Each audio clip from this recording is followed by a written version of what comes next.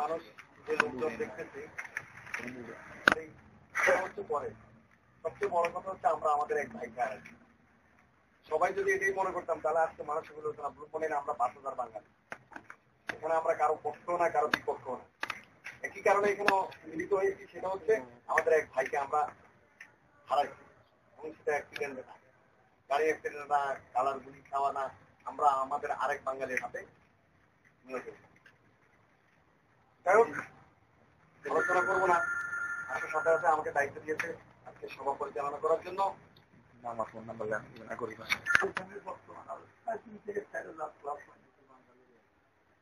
কিন্তু মনে করেন এই যে মাসুদ যে কথাটা কেউ বলি আমরা এখানে কয়জন লোক সবাই বলতে পারেন যে ফেসগুলো এখানে আপনি সবাই আমরা পরিচিত এবং এর জন্য একদম